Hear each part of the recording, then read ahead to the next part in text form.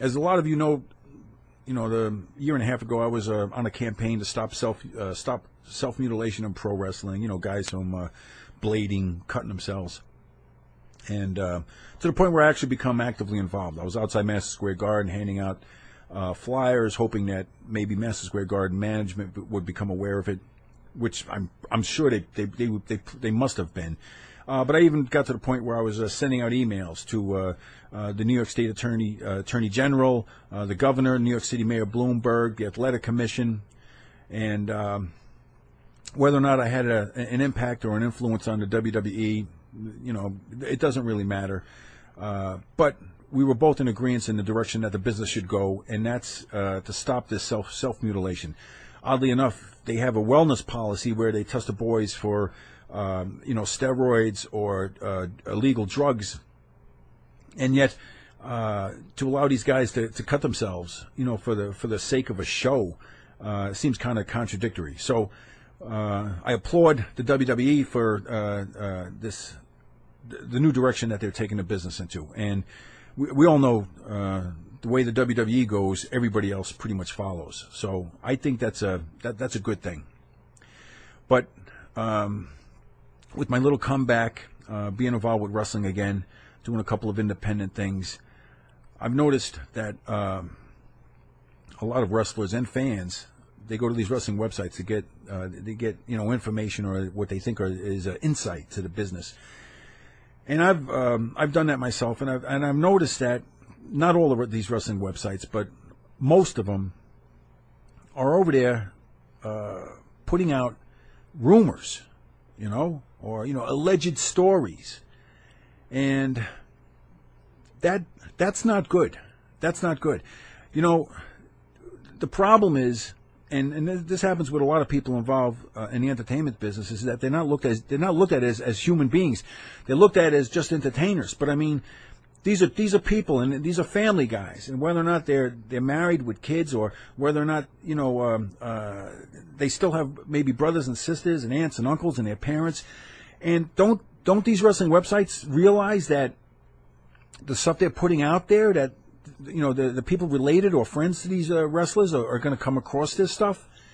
So these people do it under the guise of being, they have these wrestling websites thinking that, oh yeah, because all the fans are going to come to us, but the people that run this stuff, the people that write this stuff, they're not fans of pro wrestling.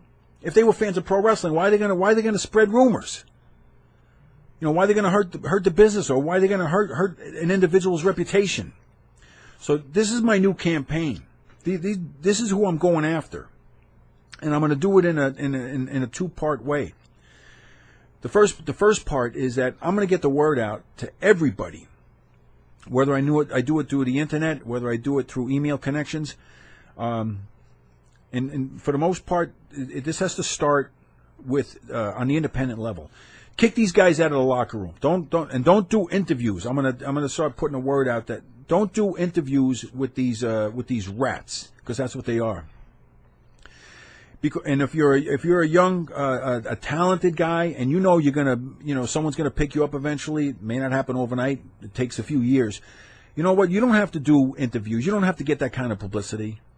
Just you work hard and be a good performer. But don't worry about it. Don't worry about going out and thinking that you got to do interviews with these guys, because for the most part, the only people that are doing interviews are people that are desperate. So you got guys that feel like they're out of they're out of the camera, or they want to get their name out there, or they're talentless. They never made it in the business, or they know they're not going to ever make it in the business for whatever reason, and so they're desperate for a little publicity. So these are the people that are running to these whores. All right. But if you're talent, if you have some talent and skill, just be a good performer. These big companies, they send out scouts and stuff. They'll see you. They know who you are. You do the right thing. You work hard, and you'll get hired. You don't have to worry about doing interviews for these trashy websites. And another way I'm going to approach this is, I know there are a lot of people out there who must know these writers, and if you have dirt on them, if you got stories or rumors, bad ones about them, send it to me. Send it to me, and I'm gonna start posting this stuff. And let's see how these rats like it. Let's see how they like being targeted. Let's see how they like rumors being spread about them. And I know because by virtue of the nature, by the nature of the way these guys are, these little cretins, that there's a lot of garbage about them, because that's indicative of their lifestyle. So, you know what? If you know one of these guys, send me some crap about them, and I'll start putting that out there. And let's see how these little cowards like that. I'm not looking to change the world. I'm not looking to change the world. But, you know, in a few weeks, I'm going to turn 51, and I've made my share of mistakes, and everybody makes mistakes. But you don't need to have these wrestling websites under the guise of them being fans of the business, spreading rumors about individuals. That's hurting them, and it's going to hurt their reputations. And like I said, you know, with family and friends being subjected to this stuff, these guys have to go out there and defend themselves. It's one thing if a guy does something stupid. You know what? For the most part, they're probably man enough to live up to it. But to go out there and have to defend yourself against rumors, that's not right. And again, these creeps, these little coward creeps that put this stuff out there, all they're doing is spreading rumors. That's not right. That's not right. So let's put a stop to it. If you got garbage on these guys, send it to me, and I'll post it on the internet. And let's see how these little bitches like that.